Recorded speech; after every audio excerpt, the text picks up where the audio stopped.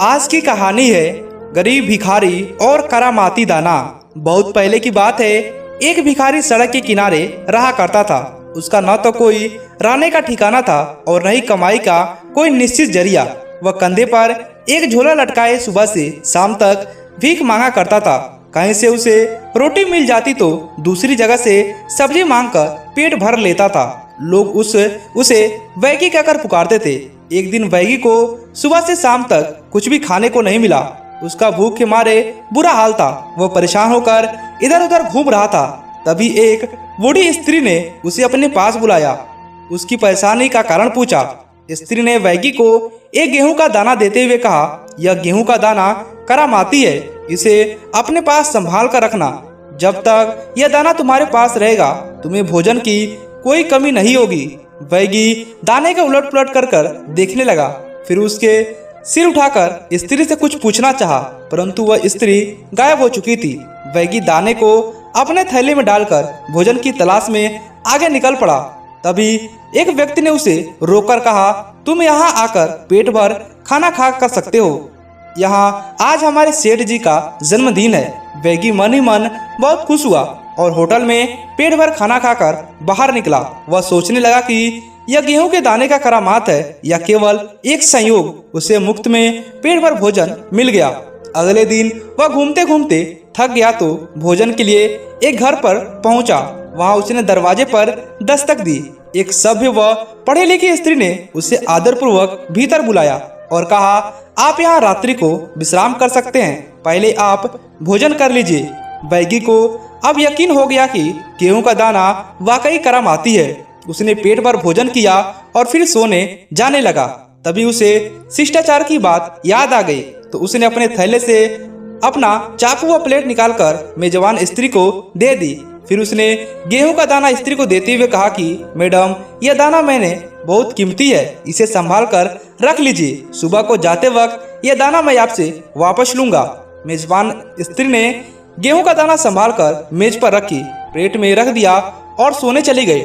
प्रतिदिन की भांति स्त्री सुबह को जल्द उठ गई और अपने मुर्गियों को बाड़े में दाना खिलाने लगी।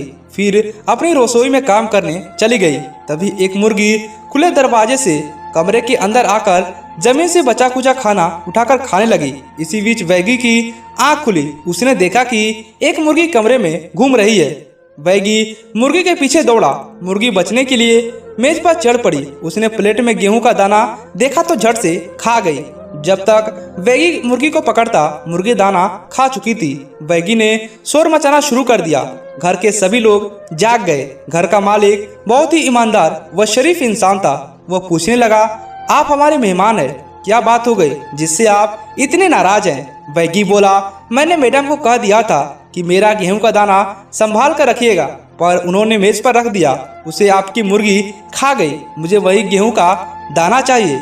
मेजबान लोग यह तो जानते थे कि उस दाने का क्या हैसियत थी, उन्हें यह सब पता नहीं था। वे खुशामद करने लगे कि आप जितने गेहूं चाहें ले जा सकते हैं। वह स्त्री एक कटोरी भर गेहूं ले आई, परंतु वैगी रोने लगा कि उसे वही दाना चाहिए। मेजबान ने कहा, वह दाना तो मुर्गी के पेट में जा चुका है, आप चाहें तो उस मुर्गी को ले जा सकते हैं। वैगी को बात जच गई। उसने वह मुर्गी लेकर अपने थैले में डाल ली और वहां से चल दिया। सारा दिन इधर उधर घूमने के बाद वह शाम को एक घर के सामने पहुंचा। वहां भी उसको आदरपूर्वक भीतर बुलाया गया और स्वादिष्ट पकवान दिए गए। वैगी ने मकान मालकिन को मुर्गी और थैला संभाल कर रखने को दिया और सो गई।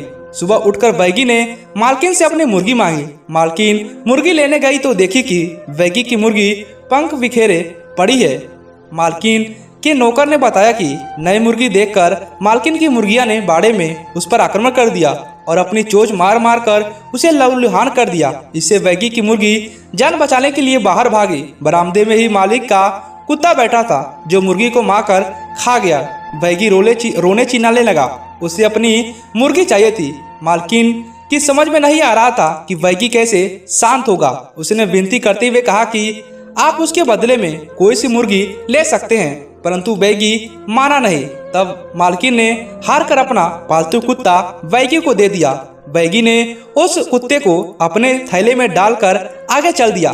आगे जाकर वह एक शानदार बंगले के आगे रुका। बंगले में राजकुमारी अपने परिवार के साथ रहती थी। बंगले की मालकिन ने वैगी को भीतर बुलाया, नहला धुलाकर कपड़े दिए, फिर पेट भर भोजन खाने को दिया।